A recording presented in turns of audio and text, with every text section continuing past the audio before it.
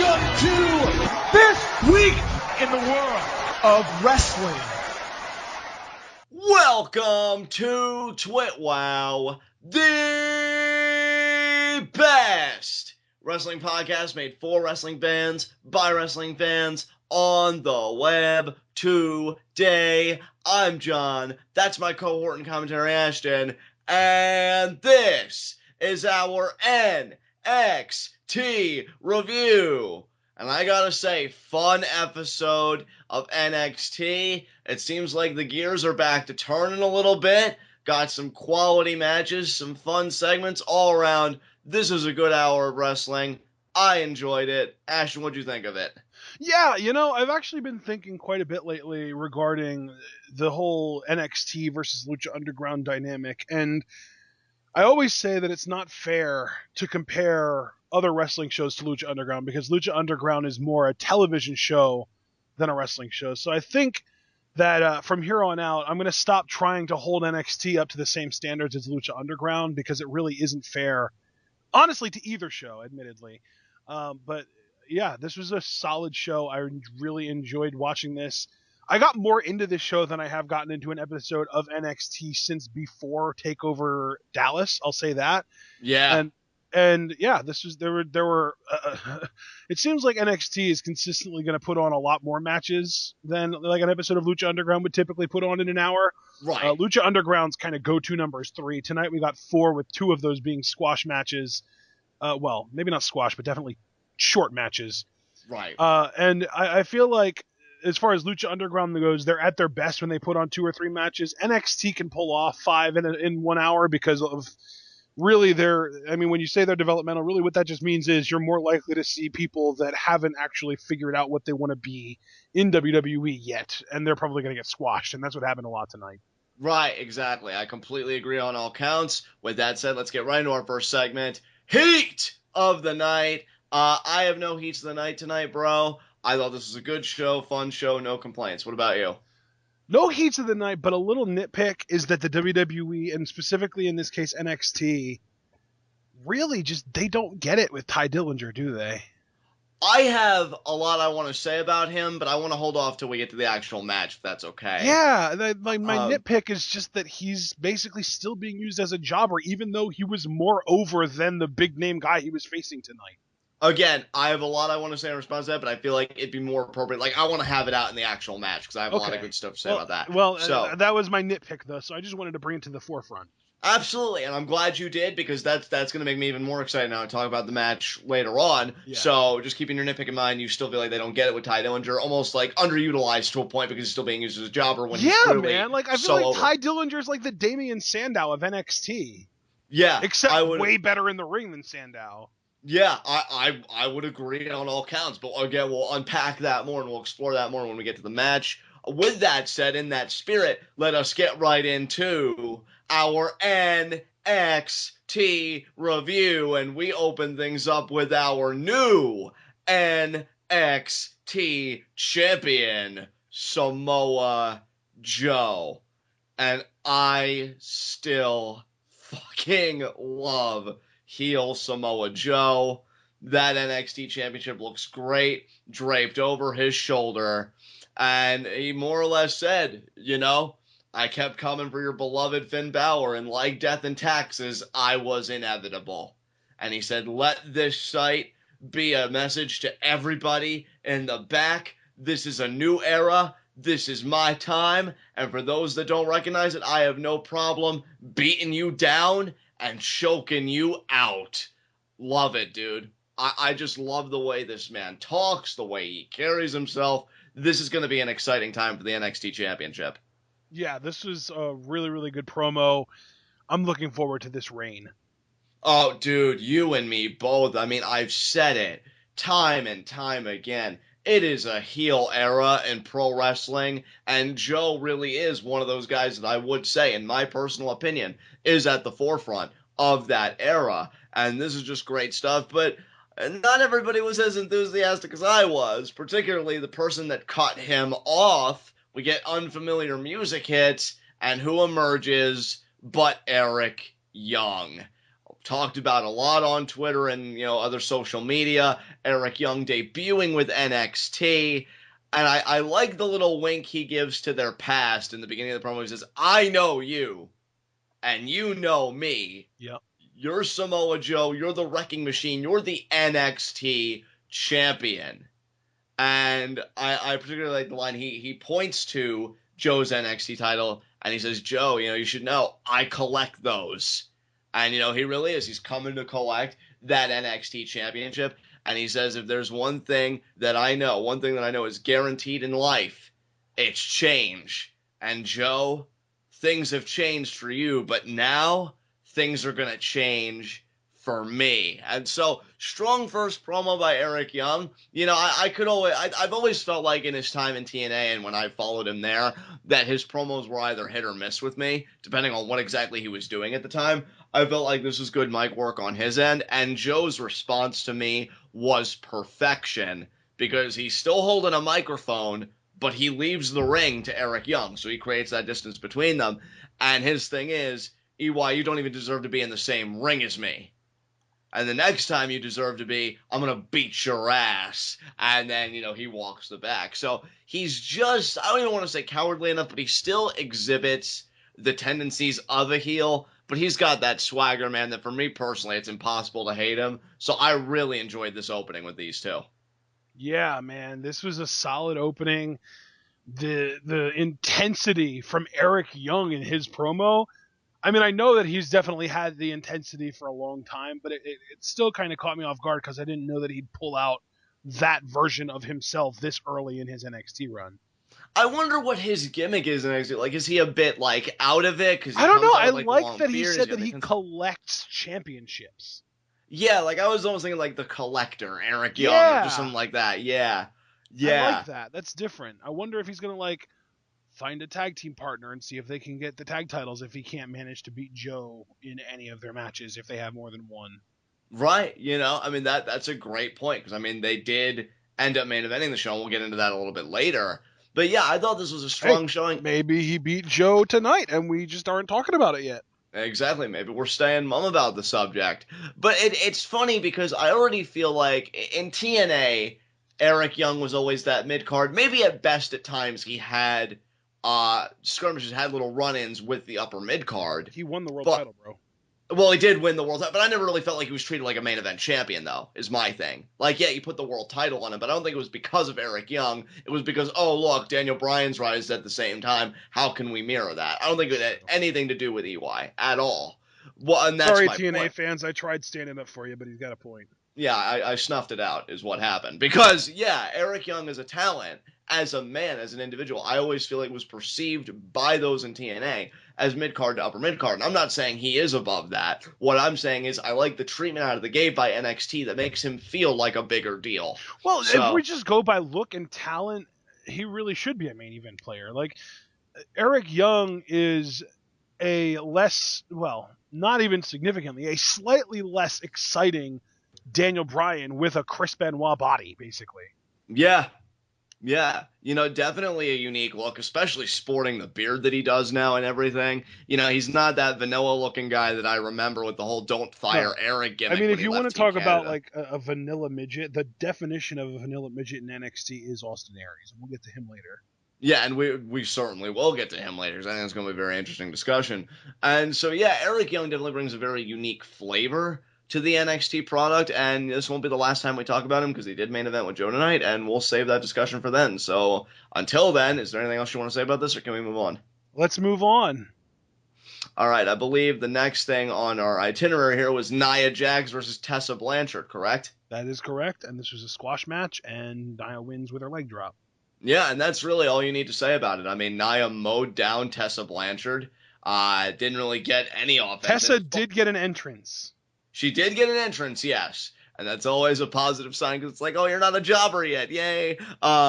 Funniest part to me was when Tessa attempted a crossbody and Nia just really with just her mass and her body just shot that down, I guess.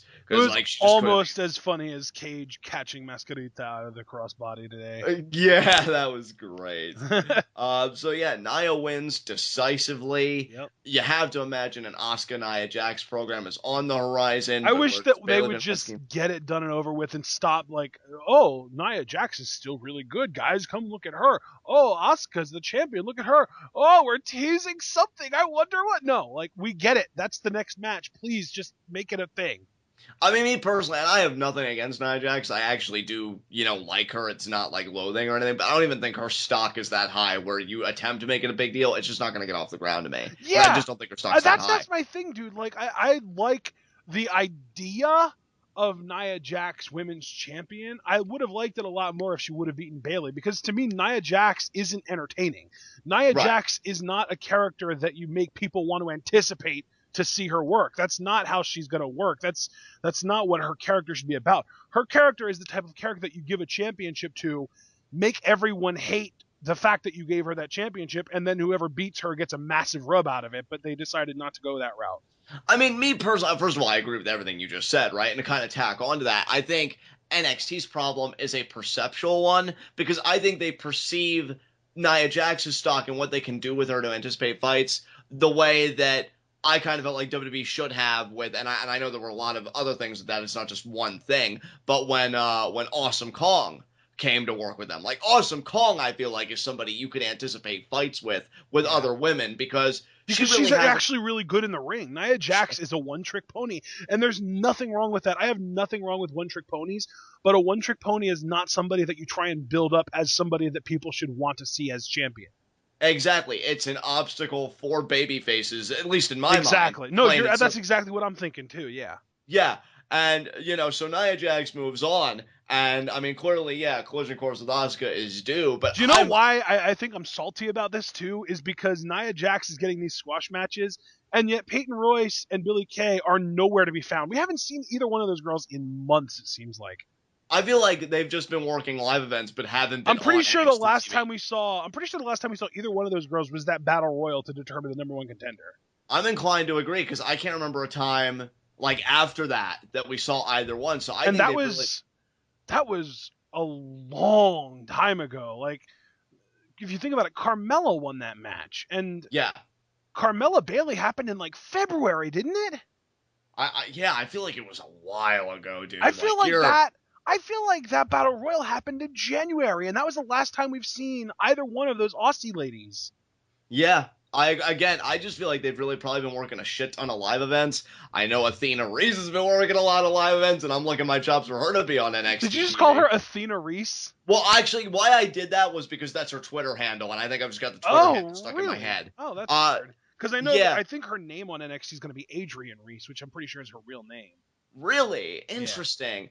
Yeah. Oh, man, she's always going to be Athena to me personally, but you've got all these talented women working live events, and I'm like, let us see them. Like, I want to see them so bad. And I think that's why I'm so confused. It's like you've got all these other really talented women working live events as if they need to get better, when, I mean, right now, Peyton Royce and Billie Kay are both better than any female other than, like, Asuka and Bayley that we've had on TV since since Dallas. Like, both of those women are better than Alexa Bliss, better than Tessa Blanchard, better than Nia Jax. Like, I don't understand this at all. I don't understand it either. And, like, I think why you and I are both, because now I'm starting to feel a little salty now that we talk about it a little more. It's not that the women's division is in any kind of disarray, but it could really be catapulted back into that prominent level. I think that the women division, as it's presented on TV, is in disarray because we've literally seen 3 women in like 6 weeks. Yeah, you got a point there. I just, to me, they've got so much talent to tap into, which is the relief, right? Because we know it's not a talent problem. It's just a presentation. I don't know if I would call that a relief, though, because if they didn't have the talent, then at least we could say, well, at least they're working with what they've got. But they're not. They're completely squandering what they've got. Because they have very rich reserves right now that they're not exercising. And would it be let me put it this way. Would it have been more or less frustrating if WrestleMania would have been as bad as it was if all of the people that we really liked and not just the like handful of like 6 or 7 people that already were injured were also injured, so that we really know like they could not have done better. Exactly. And my thing is, too, this brings up another very interesting dichotomy, like us having this discussion, because in my mind, right, what's the problem with bringing up these women and having them work if it's just developmental? But of course, we always return to the idea, well, it's not just developmental anymore. But that still doesn't change the fact, like, why can't you present them with something? Because that's what I was even getting ready to say. Like, it seems like a presentation problem. Is it that you don't know how to present these women? Just give them a match. It's not really that hard. It's not rocket science. Yeah. You very easily gave Nia Jax a match tonight against Tessa Blanchard, which, to your point, was a squash. Because virtually every Nia Jax match that isn't against somebody named Bayley or somebody of that competence is going to be a squash match. I mean, yeah, like what I was getting ready to say, like, why couldn't you have done this exact same match against Tessa Blanchard, but with Billie Kay? Because we know Billie Kay is more of a heel character. She kind of has like a little bit of a gimmick going on. I know at house shows or live events or whatever you want to call them. Let her come out and have this dominant performance against Tessa Blanchard, so that you have somebody else that you can start building up.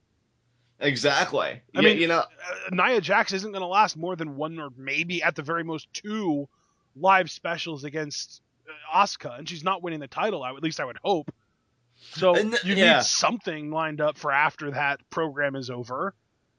I mean, to me, honestly, like, if you really wanted Nia Jax to really make an impression, maybe this is actually one of the few talents that I feel like would be served better on the main roster, as odd as that sounds. Because I know we have really talented women on the main roster now, too. But I feel like Nia Jax may be able to make more of a niche for herself there, compared to when you have all these talented women on NXT, most of which aren't being used.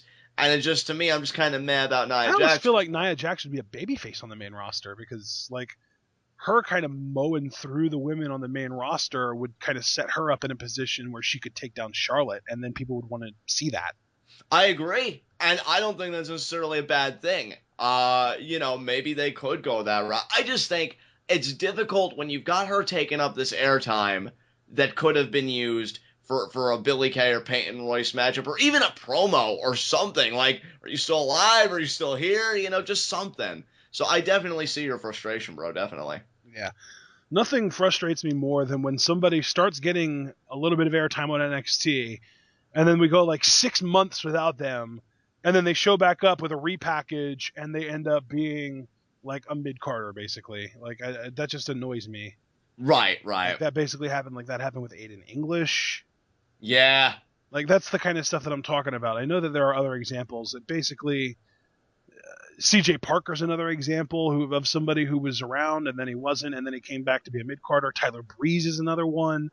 That was Mike Dalton, and then he went away for a while and came back as Tyler Breeze, and he only really ever had like 1 or 2 main event shots. Like, and now they're starting to do it with women too, and it's frustrating. I completely agree. Yeah. You gotta have consistency if you really want to build something, so let's get to it. Well, I mean, I guess we've kind of ranted all our to our heart's content about this situation. Yeah.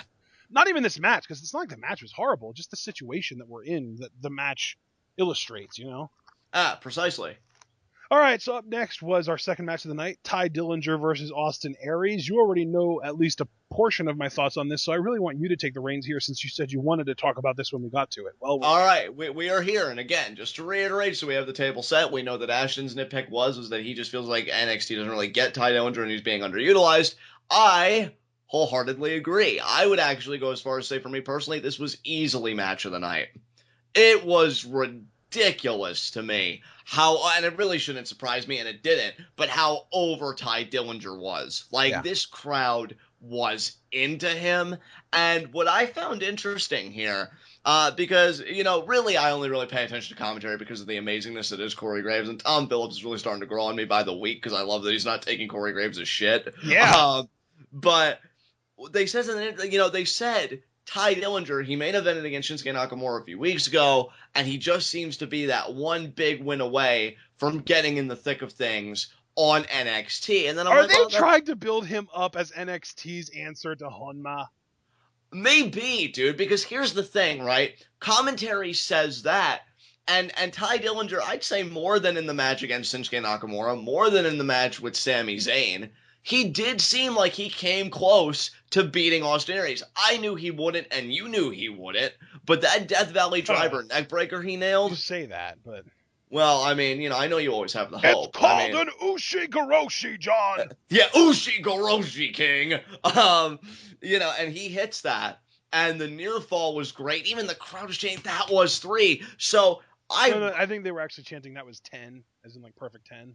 See, I heard 3 because I thought they felt like the referee cheated Ty Dillinger out of the win. But regardless, whether it was that was 10 or that was 3, yeah, they were into it, and they felt like Ty got robbed of a victory, and he deserved that win. And then Austin Aries comes back, does his 4 on 450, whatever. But Ty Dillinger, right, so ridiculously over, great response of the crowd, even when he did, and this is how you know a gimmick works, because he gets frustrated after Austin Aries kicks out of the Ushi-Goroshi King, and, he's just thinking like, man, what do I do? He pulls down the one knee pad, crowd pops a little bit. He does the other one, the crowd definitively pops. They're like, oh, we know what's coming, which is a great setup for a finisher. I will say this, still not entirely crazy about that video, but he's got the setup down. He's got the setup down pat. That's what I always love. With Shawn Michaels' Sweet Chin Music, he tunes up the band. All these Benoit with the headbutt always does the throat slit. That actually kind of reminds me of. I don't even remember who it was against, but I remember very definitively in one match, Kurt Angle was in that was going really long. It might have even been against Michaels. He put the straps back on only to take them down like 3 seconds later. Yeah. Again, it's like he was resetting his finisher taunt. Exactly. And it's funny because we call this developmental, but where I have to give Ty Dillinger all the credit in the world. And people, if you're watching this episode, this is going to go down in the TWitWoW archives as a historic one because I don't think I've ever gone this long praising Ty Dillinger before. But where I think he really gets it, at least as illustrated in this match, he's ahead of everybody because he understands how important signals are and just how deliberately slow. He doesn't really quickly pull down those knee pads, right? Mm-hmm. He creates an atmosphere when he does it. And I think that's really smart. And my thing is, what I'm getting at with all this prattling, and I apologize, it really shows that I think he's close to something. I want to believe that NXT, because we've seen Breaking Ground, we've seen all that stuff. Whether you want to talk about Jason Albert or Triple H, somebody was watching that match and it had to click for them. And I think it's already kind of clicked for them if they're putting him in the ring with Shinsuke Nakamura and Sami Zayn on his return. I'm hoping that Ty Dillinger doesn't just stop at him being that reliable hand and he's able to go and do things on his own because that crowd reaction shows that he can do it. I would love to see, and again, I was even doing some fantasy booking watching him with Austin Aries. Wouldn't it be great if, now just follow me here and let me get this out of my system, if Joe came out, did his promo, kind of ran out, I'll choke you out, all that, being a badass, and Ty Dillinger's he comes out, he's like, oh, Joe, you may be the Samoan submission machine, but there's only one perfect 10 in NXT or something like that. They have a match, and I'm not even saying for the championship, but Dillinger would get the upset win, that fucking pop. Dude, you know what, though? I will say, I love the idea of Dillinger getting a big-time upset pop, big-time upset win, and you're right, it would be a huge pop, but I don't know if Joe's the right guy to do it against. Yeah, I would agree. And the only reason I say that is because Joe is, basically a babyface right now. And it's so weird because he's trying to be a heel. I can definitely see he's trying. Yeah. But, the crowd just loves how badass he is. He's literally the anti-Roman. Exactly. So Joe was probably a horrendous example. But, in the context that he is trying to be heel and he is the top dog, I just feel like... somebody that everyone... Elias Samson! I just wish his stock was higher, though, because then it would mean more. Because, what I'm saying is... Dillinger getting a win over Samson would be the biggest pop possible. Oh, yeah, because people just, they hate Elias Samson, which I feel like... if Baron Corbin was still around, that would have been even better. That would have been... Yeah, that's what I'm saying. That's how, to me, I envision Ty Dillinger getting built. He gets that big win, and then NXT it just... NXT is so short on top heels right now. Yeah, dude, because I think Joe's pretty much just running things in that department. Well, and he's getting cheered, too, so... And he's getting cheered, so that's problematic in its own right. Yeah, maybe Robert Roode can change the tide when he debuts, because I always felt like he was a really good heel. And I know you and I have kind of had differing opinions on Robert Roode, but as soon as you said his name, my eyes rolled into the back. Yeah, and I figured they would, because I just know how you feel about him. But I've always been very partial to him. I feel like maybe he could be that heel that NXT needs. because I feel like he is so good. Like his stuff with Miss Brooks and TNA, so good at being a sleazebag, just a dirtball, and just really arrogant. If he brings that bravado to NXT, that could be their heel solution, maybe. But then It's again, weird though, because like if you think about it, I feel like Joe is the perfect guy to be that top heel, but the crowd's right. responding so well to him that like I don't know what you do. Like I feel like if there was a better situation where NXT had other top heels that could take that spot if Joe would turn, I would say because of the crowd reaction, you should strike while the iron's hot and turn Joe face. Like, the problem is like I can't think of anybody that he could, like have that face moment against because there's just not a credible top heel right now. Well, Ashton, I think I don't know if it was creatively or Joe himself as a performer, because I know when you've been in this business as long as Joe has, I mean, sometimes you take matters into your own hands. But I think where the misstep was taken, and I don't even mean to be cheeky about this, I swear this has a point. Like, I parallel it, right, to Kevin Owens. Now, Kevin Owens, when he was Kevin Steen, the big thing was fight Steen fight, and then it became fight Owens fight. But the thing was, I feel like he was so good at retreating and fighting on his own terms and really exhibiting that cowardice, but never really stopped being confident. Where I think Joe's problem is he doesn't really retreat all that often. Like, he'll take the fight to people. Like, in his fight with Finn Balor, in his fights, I should say, plural, it's not like he ever just made a retreat and, like, walked out. No, because he realized it was for the NXT title and, like, that's mine, I'm coming for you. I think Joe's intensity and just this aura of being an ass kicker commands respect and adulation. Kevin Owens can be an ass kicker, but I think he presents it in a way where you should still loathe me anyway because I'm a despicable human being. And Joe really isn't a despicable human being. He's just really hungry for success and dominance. And there's a fundamental difference there. Like, what's the scuzziest thing that Joe's ever really done? Oh, he choked a guy out. Oh, that's nice. Kevin Owens powerbombed his best friend on a ring apron and took away career time. Yeah. Like, that's the fundamental difference. Joe isn't a guy that's done dirtbag things or really villainous things. This guy is an ass kicker. Hell, even with, like, the guys, because I know he doesn't have the quote-unquote model look, I would kill to be like Samoa Joe with that dominance and that badassery, and that's the problem. That's where the adulation comes from, because it's like, wow, this guy is fucking awesome. This is what wrestling should be. And a lot of people could say the same thing about Kevin Owens, but his presentation makes all the difference in the world. And that's where NXT really made a misstep, because to me, you could have had him be that killer, but in such a way that it turned into revulsion for people rather than admiration. So, I don't know. And I think it's too late to change course, too, because he's champion now and the reign's beginning. And it's not like Joe's going to change up his style. So I think this is just kind of cemented. But then we come back to the problem that you presented a few minutes ago. Who do you work with? Because there is no top heel. Yeah, man. Like, you almost, and it's so stupid because I hate it when WWE does this. They did it with Cesaro. They did it with Ryback. It's just the worst when they do this.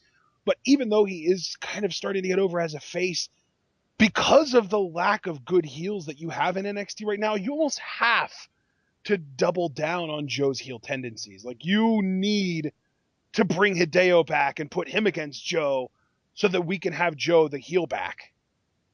Yeah, and you know what? That may be the only, like, you would need, when Hideo came back, for Joe to cut a promo confessing that he ran Hideo down, because I think the crowd, knowing that Joe did that, may, and I want to stress may, because I don't even think that's guaranteed, as crazy as that is, because I know how beloved Hideo is, but I don't even know if that's guaranteed. I think Hideo is really the only. I mean, he and Nakamura are the only guys that I think could get that negative reaction for Joe. Right, and I agree with you on both counts. Both Nakamura and Hideo. I hope they can change course, because I love Joe's work, and I know it's not his fault. It's just, again, and we've said this before, and not just us, but people in the business, ain't the 1980s anymore. People are gonna like what they want to like, and it's not as easy to get that emotional manipulation in terms of, furthering your narratives. But I think Hideo may be the ace in the hole to really get that heel heat for Joe. But for now, I guess the best thing we could do is enjoy that run. Yeah. That said, up next, we had the Revival versus the Hype Bros. And this went pretty much exactly as it should have. Yeah, I mean, I couldn't have said it better, actually. The Revival more or less picked the Hype Bros apart, and I just love how these guys work, man. God damn, like, I'm telling you, if American Alpha wasn't a thing, I think these guys would be my favorite tag team easily. Like, Yeah. just the way they work, the rough and tough, I'll punch you in the mouth. I mean, again, they say it themselves, they have merchandise that isn't now. No flips, just fists, and that's been their creed, and they, picked everybody apart. Mojo Rawley ate a shatter machine. And I love this too, because it's the little things, because at first they got the legal man like mixed up. I think it was Dash Wilder tried going for the pin, but then Scott Dawson's like, no, I'm legal. So he really quickly, almost seamlessly, gets the cover, and then what does Dash Wilder do? So he Plays doesn't look defense, stupid, baby. plays defense. I love, because I feel like this isn't the only time that these guys have had a little hiccup, but their recoveries are beautiful. Like, damn, man, they're so good. So, so good. Even when they make mistakes, they're good. And that's such a weird sentence to say, but it's true. And it really doesn't even happen often. I don't want to make it seem like this team's sloppy. They just always have that sense of awareness. Like, okay, this is what we need to be doing. Just so good, man. Man, yeah, and then Hype Bros just eating shit. So, yeah, this is great for me. Yeah, I was just going to say, that's your favorite part about this whole thing. He ain't hyped yet. Neither are you after your lungs ate knee. Sit the fuck down. Anyway, anything else you want to say about this? No, we can move on. Up next, we had an Andrea DeMarco interview with Alex Riley, who's got Nakamura next week and is managing to completely overlook him. Congrats, Alex. You're about to eat multiple knees to the head. I'll never like Alex Riley, and I'm always going to laugh at him with you and at social gatherings, but, I really do appreciate what a doucher this guy can be. It was more or less saying, yeah, I know Nakamura's done a lot of stuff, but I'm going to do stuff next week. I mean, that was pretty much the essence of the promo. And he's like, oh, I've heard he's been, doling out beatings all over the world, but, next week it's going to be my turn to give a beating to him, because it's time to rage. And I can't say that catchphrase without me thinking about Kevin Owens. And how he used Alex Riley as a doormat on his way out, taking his NXT championship and beating Finn Balor. That was amazing. And of course, the one match, too. Yeah, oh my god, yeah. Rage, Riley, rage! Hashtag KO for Money in the Bank 2016 trended, but... Sammy's totally winning it. I said KO, damn it. I already did the plug. But, yeah, not a bad promo from Alex Riley. I feel like he shaved, didn't he? Did he clean up his face? Like, I don't even mean to be, mean about that. Yeah, he doesn't have the, 7 o'clock shadow anymore. Which is a shame, because I actually felt like that was working for him. Oh, yeah, I was going to say, it made him look like a dirty old hobo or something. Well, yeah, and I'm being serious. I know it may be weird. I mean, it was good, though. It was I'm just saying, it made him look grungy and, dirty and, he didn't give a shit about himself because he was so worried about beating other people up. Well, it was distinctive. I'm sorry, when she first, panned him, I'm like, oh, when did they give people in catering interview time? You don't really look that different from most people. I felt like he had that going on. But now he's got the long, shaggy hair, John. That's the difference. I see. That was totally lost on me. Clearly, Alex, you're blazing trails and you have an identity. So, I mean, you just rage. Rage on Twitter about AJ Styles being more over than you. I was just going to say, he even has a haircut similar to AJ Styles. I wonder who's following who now. Rage about the mediocrity of your spot. Rage about the fact that Shinsuke Nakamura is going to knee you in the face next week. And rage about the fact that Kevin Owens is somewhere eating popcorn at a zoo, thinking about you for a brief moment in time, and laughing because the best thing you ever did was being his doormat. So, yeah, I feel really good about my life right now. Okay, well, you'd like to contribute, we can move on. No, that being said, let's move on. Up next, we had our fourth match of the night, No Way Jose versus Noah Kekoa. And this was another very fun outing from No Way Jose. He is so over in Full Sail. It's awesome. This is the first time that we've ever had Si Se Puede chance in NXT or anything WWE related that I know of, which is Spanish for yes we can, basically a way to root Spanish competitors on and try and give them some of that energy. But No Way Jose pulls out a little bit more out of his arsenal this week. We saw not only that really cool baseball wind-up punch, but also a full Nelson slam for the win tonight. Yeah, and I don't know if it was, first of all, let me just say this. Still digging No Way Jose. Love the character, love the theme, love the energy. Yeah. I don't know if this is just going to be just another like Full Sail gimmick. You know how we always said about the vaudevillains, if that's in that same category, that remains to be seen. I will say this too. I like the little bit of fine tuning they did with the gimmick this week because the last time we saw No Way Jose in his debut, that baseball wind-up punch was the finish. Mm-hmm. It was the setup this week, which I think is smart. And I kind of blame Noah for this. That full Nelson Slam didn't look the greatest. And I feel like maybe that was more on the opponent taking the move. But I will say this. I love the setup to it where it was dance-like. He pulls him into it, and then he does it. So I feel like, yeah, he's smoothing over the rough edges, and we've really got something fun here. And I'll say this, too. I'll be excited if it's true, because it may not happen. They may go a different direction. But if he starts tag teaming with Swan, I mean, first of all, selfishly, I'll be happy because, you know, it's Swan. That's my boy right there, and he gets more TV time. But I do think it'd be great for No Way Jose because then he could just keep getting better at the little things while working with a partner like Rich Swann and still getting that TV time and not really losing any momentum in my mind. So, yeah, good upside here for No Way Jose and a fun match. Yeah, this is cool. Up next, we had another interview. This was Cathy Kelley interviewing Austin Aries. And pretty much Austin Aries kind of gets it more than I even realized because he even says people aren't quite sure how to feel about him. And yeah, nailed it. Yeah, you know, I still gotta feel that way. It's like, I want people listening to understand. I don't know if we have any, like, big Austin Aries fans that listen to us. I mean, you're welcome to comment anytime if you're out there. We'd love to hear from you. But it's just, to me, I'll never hate on Austin Aries. Like, I know I'm prone to hate on certain performers, but, you know, I'm never really gonna mark out or really get into his matches. Like, to me, here's the funny thing, right? And here's the cruel irony. And I feel like you were kind of touching on this earlier, Ashton. In his match with Ty Dillinger tonight, and I feel like we had a conversation about this maybe a few weeks, maybe a month ago about Ty Dillinger. I don't know when, but it was a while back. And I did have the assessment of, well, unfortunately, I don't know if Ty Dillinger's always destined to be just that reliable hand and never like a main event talent.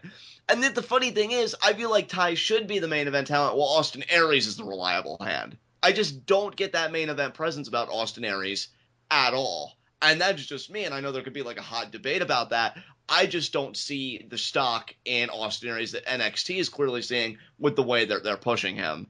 Yeah, I don't know. I'm assuming you agree. Maybe you feel like I'm being a bit too harsh in my assessment, but yeah, I mean, that's just really how I feel about Austin Aries. I think this whole era of NXT and the TNA invasion is kind of getting me down on the dumps a little bit on NXT.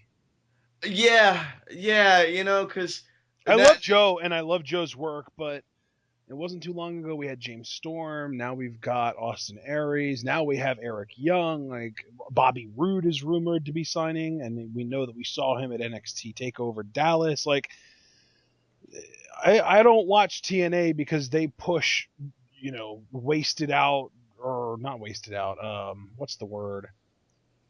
Not exhausted. Old. No, not peaked. Exhausted. Old, like past their prime. Right. WWE guys, and now WWE is starting to push, or NXT specifically is starting to push older, maybe not necessarily past their prime, but definitely right in at the end of those twilight years kind of guys from TNA. Right, it's almost like a reverse engineering problem for NXT. You know? Yeah, like it's like a cycle now. They go to NXT. Well, they're in NXT and then they get called up to the main roster, and then when they get old and worn out on the main roster, they get released, and then they go to TNA, and then when they're done in TNA, they come back to NXT. Right. The circle of mediocrity. So, yeah, that was glorious. And I will say, and I think you were, you said this too. Like, I think the only exception to that rule really has been Joe, because to me, well, and that's the thing. Like, I don't have a problem with if you are nice and picky and choosy about it. If you get like one or two guys from TNA, like that's awesome. If you get the right guys, but now it just seems like everybody that TNA can't afford is showing up in NXT.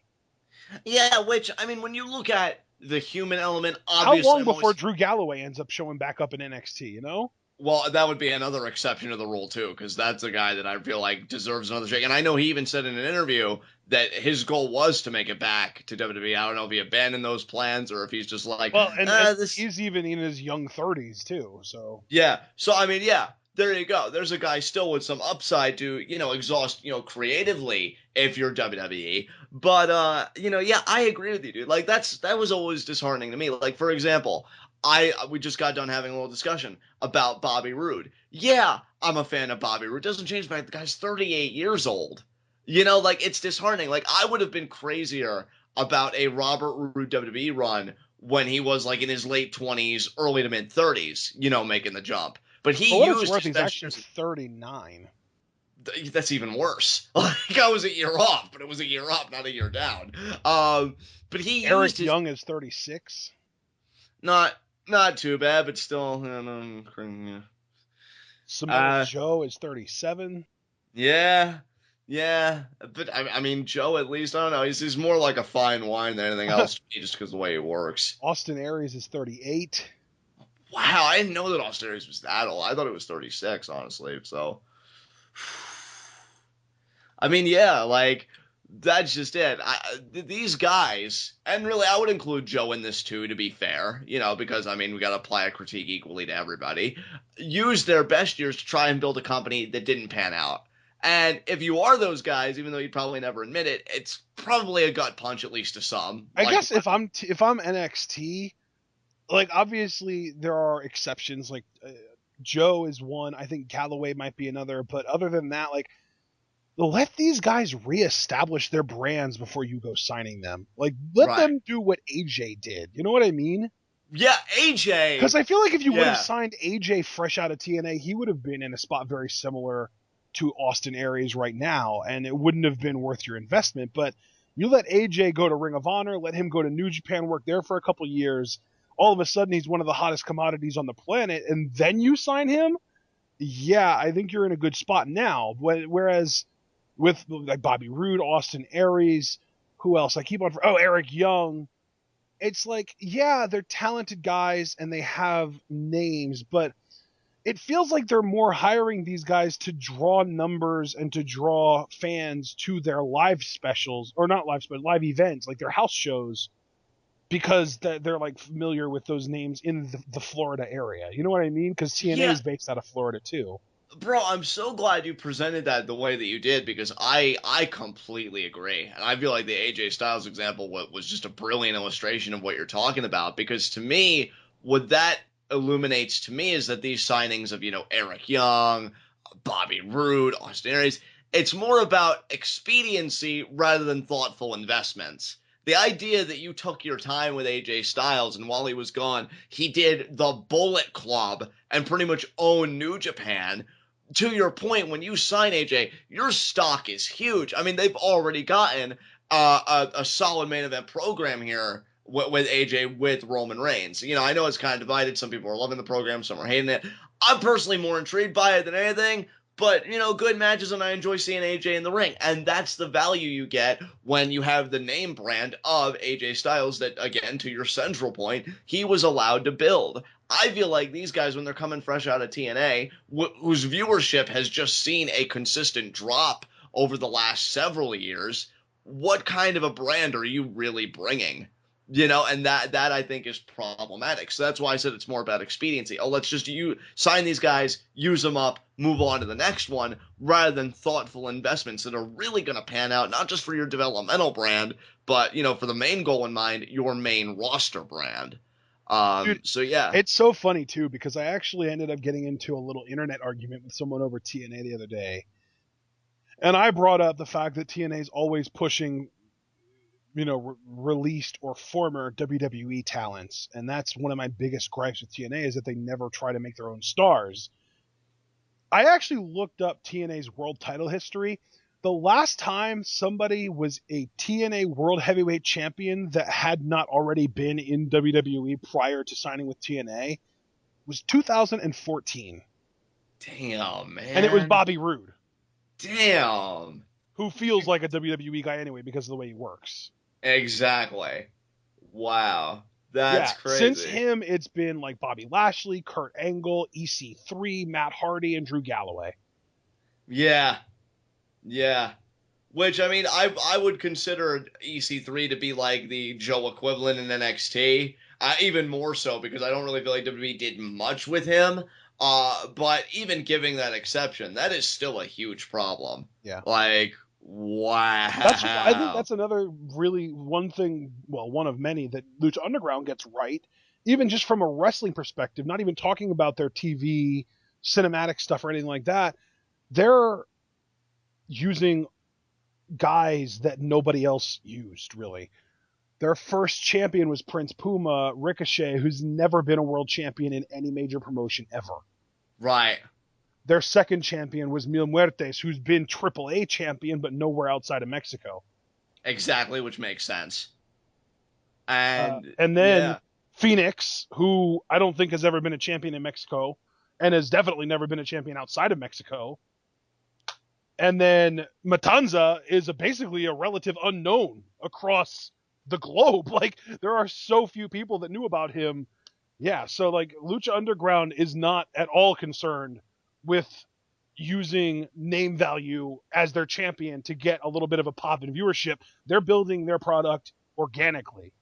Yeah, and I love it. And when you look at the more quote-unquote established talent, Johnny Mundo can have exceptional matches, but he's always going to put like a certain guy over. I mean, with his stock, like this first Ultimate Lucha 1 win, even with Mundo, I feel like at this point, if Mundo would win the title, it would feel organic because he has put in his time in Lucha Underground. He feels like more important in Lucha Underground than he's ever felt in any other promotion ever.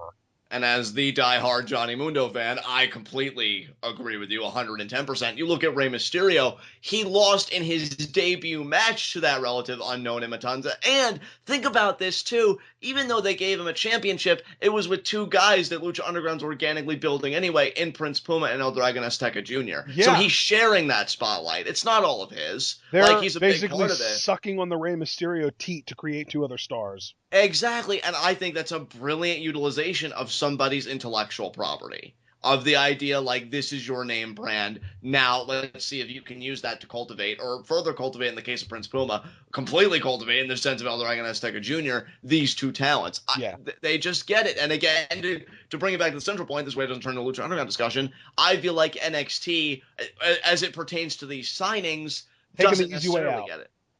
Exactly, So they're taking the easy road. They're making these decisions based on who can we sign or who can we push that will make people want to go to our local shows. Exactly. And pay tickets to see them. So yeah, obviously money is going to motivate everything, but I feel like they're thinking way too short term and not enough long term. On that note, I completely agree. Let's move on. What were we talking about? Austin Aries' interview with Cathy Kelley. So up next, we had a vignette announcing that Finn Balor would return next week, and then we get into our main event, Eric Young versus Samoa Joe. Now, I will say, for all the complaining that we've been doing about Eric Young and the former TNA guys showing up in NXT, this was a good match. Oh, I enjoyed it. And if I may, just very quickly, just comment on the vignette. That was goosebump-inducing. I fucking love that vignette, and I can't wait to see Finn Balor next week. I also can't wait to see him potentially in Extreme Rules, but that's another story for another time. So really good stuff there. Great video package. Main event. Yeah, fun stuff. I enjoyed the back and forth that they did. Eric Young's elbow drop off the top rope looked very beautiful. That was nice. Joe's dive to the outside where it's pretty much like a suicide dive, but like a forearm coming at you in the face. That was cool. I liked how it kind of got into a strike battle in some parts because, Joe can really throw those strikes. And you know what? As far as the finish goes, I'll commend, NXT this, with all the complaining that we've been doing. The person that they've been, more committed to, they allow to go over. Because Joe does get the win here after Muscle Buster and then a follow-up with a Coquina Clutch. Which was preceded by just this amazing strike sequence where he pretty much just knocked Eric Young like all around. So I was very happy to see Samoa Joe get the win because it was his first night on NXT TV with the NXT title, and him beating a fresh talent with the credibility of Eric Young, they made him a big deal and everything, I think is great stuff for the Samoa Joe title reign. Yeah, and I will say too, I think my favorite point in this match was Eric Young's piledriver tease. Yeah, that was great, dude. I loved that. I was like, oh, there's no way he's gonna do it, but how cool would it be? Yeah, that was awesome. Yeah, this was definitely a fun match, certainly. And I feel like this is where, honestly, talents like Eric Young, and I'd say even to a point, Bobby Roode, like, yeah, I I mean, do think he'd be a great heel, but yeah. I I feel mean, like, I'm sorry. That's the one thing that I would say, though, is that even though I'm not necessarily in agreement with the signing of some of these former TNA guys, I think everyone that we've seen so far has been relatively well written and booked. yeah, I I mean, think Eric Young has a real kind of rebellious air about it. Like he's like that outlaw. You know what I mean? yeah, I get what you're saying. I get what you're saying. That's what he feels like. And to me, when you look at how Eric Young was used on night one anyway, just using that as like our example, because that's all we have to go on, I would use these signings a lot like how, and again, we return to the parallel, Lucha Underground uses the WWE talent. Have them put on the great matches. Maybe you even do give them a little something if you'd want to give Eric Young, like you said when we were talking about him being the collector, get him a tag team partner, get him the NXT tag titles. I wouldn't mind that too I mean, much. even if you want to give it to like Eric Young and Robert Roode or Bobby Roode or whatever they're going to call him, and have those guys run rampant as tag team heels, because you need heels to take the titles off of American Alpha eventually. So Right. if you want to have, say, EY and Bobby Roode win against some lower card tag team guys over the next few months, I mean, the Dusty Rhodes Tag Team Classic is only 5 months away. They could win that and then use that to propel them into the tag team championship picture where they could beat American Alpha, and then you could build up another really kind of underneath babyface tag team to eventually take the titles off them. I think that's a really good spot for those guys. I completely agree. I feel like if I could sum it up in a soundbite, what these signings should do, put on great matches, maybe even get facilitated some mini pushes for them. I wouldn't mind that, but nowhere near the world title picture. I wouldn't be cool with any of these guys on the world title. I think the only reason I was cool with Joe, one, I've always been partial to Joe. I won't lie. Bias is definitely a part of it. But I feel like the presentation from the beginning to the title win, and, even now I feel like the reign itself is off to a great start, was on point. And here's the thing, too. I felt like Joe was criminally misused in TNA, and he still got a presence about him. And that's really what it comes down to, too. I've always felt like Joe had more of a presence in these other signings, too, which is another reason why I feel like he's the exception rather than the rule. Yeah, And whatever I feel like babyface... all of these other guys that have been signed feel like wrestlers. Joe feels like a fighter. Beautiful. That's the soundbite right there. And I'll tell you, whatever babyface beats Samoa Joe, to me, comes off looking like a huge deal. Whereas, like, if Eric Young was NXT man, which thank goodness we're not in that situation, or even Robert Roode, for as much as I like him, I gotta be honest, wouldn't come off as that big of a deal. Like, yeah, you beat, a champion, depending on what their reign was, maybe a good champion, maybe a bad champion. But with Joe, it seems like you beat a legitimate fighter, a legitimate obstacle, and that makes all the difference in the world. So, great job by Joe getting the win, choking Eric Young out just like he said he was going to do, and that's another thing, too, backing up the promo, substantiating it with action. So with that said, do you have anything else you want to say about the main event? No, man, I think we're good. I think we can move on. All right. High spots and low shots. You know what? I'm going to say, this is actually difficult for me to say. No, it's not actually. My low shot is the Hype Bros. Yes. You lost, so I'm totally justified in giving this to you, paying no attention to the glee that I'm having giving it to you in the first place at all. So, yeah, Hype Bros are my low shot. Being totally professional, of course. Yeah, oh yeah, of course. Of course. I think my low shot's just going to have to be Tessa Blanchard, just to kind of keep it simple, because, if you look at the people that lost matches tonight, you already took the Hype Bros. Ty Dillinger's over as hell. Eric Young had a great promo, and Noah Kekoa didn't really have any expectations in the first place. So Tessa Blanchard, you are the weakest link. Goodbye. And you just summed up exactly what my difficulty was. For once, and I can't believe I'm saying this sentence even given the context, Thank you, Hype Bros, for being a thing. Oh.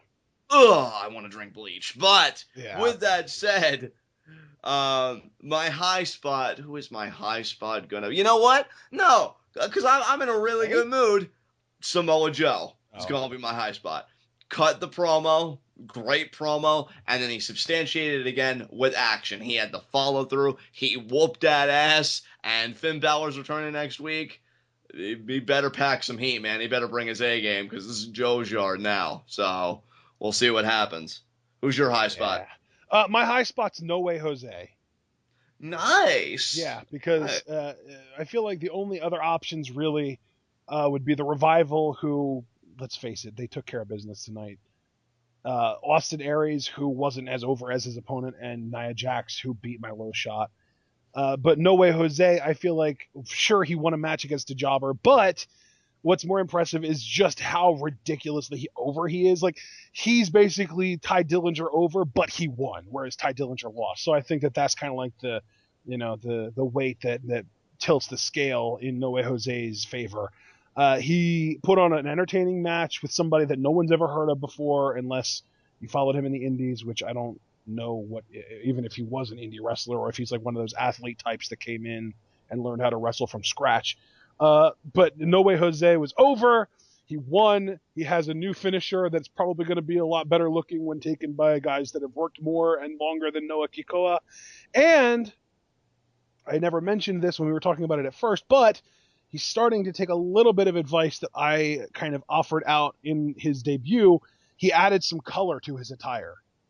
Yeah, good catch. He's got a little bit of the blue and yellow going on. I'm a little bit surprised that it wasn't blue and green or blue and red. Probably it would have to be blue and red, because blue, red, and white are the colors of the flag of the Dominican Republic, which is kind of like his entire gimmick is, I'm from the Dominican Republic. I dance and play baseball. Hear me roar. Right. But it was blue and yellow, but really just any kind of color. I personally thought that he could have pulled off a multicolor, like, rainbow tie-dye scheme really well. But if they want to just kind of roll with the blue and yellow, that's cool.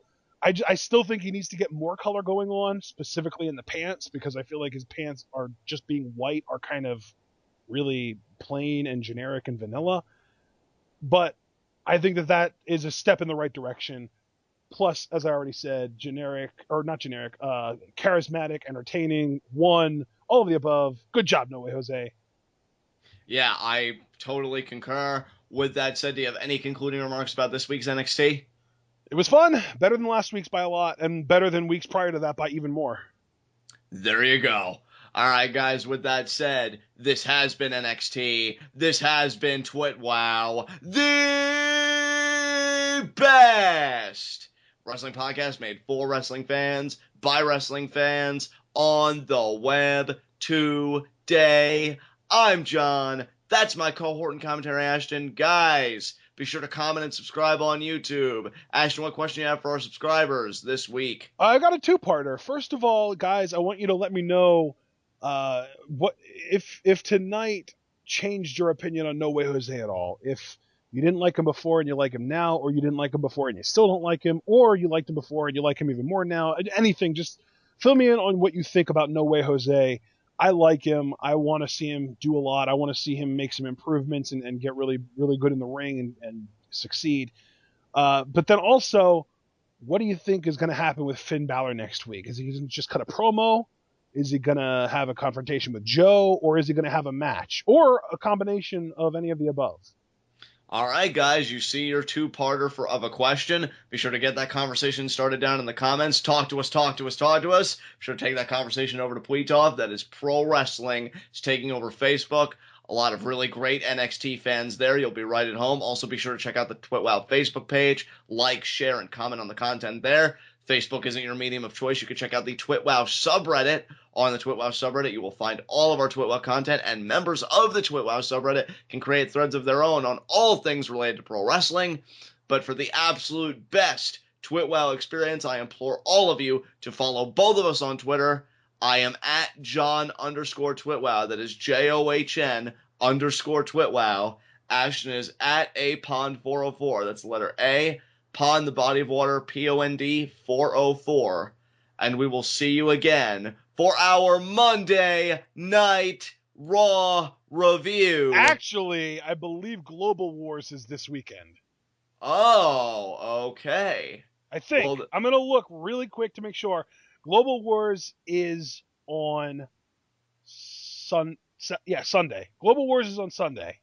All right, well then we will see you again. I stand corrected for our Global Wars live reactions. And just to kind of stir the pot a little bit, guess what is coming back this year, John?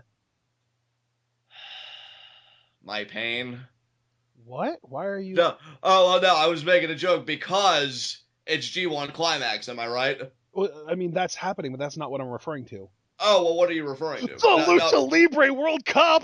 Oh, my goodness, that's right. That's right. Holy shit. So Lucha Libre, when is that coming up? When do we got a date? Well, I know last year it was at the very, very end of May, but I think it might be happening a little bit later in the year this year. I'm not sure. I haven't seen...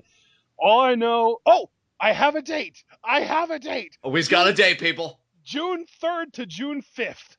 Save the date, people. June 3rd to June 5th. But that's in and the...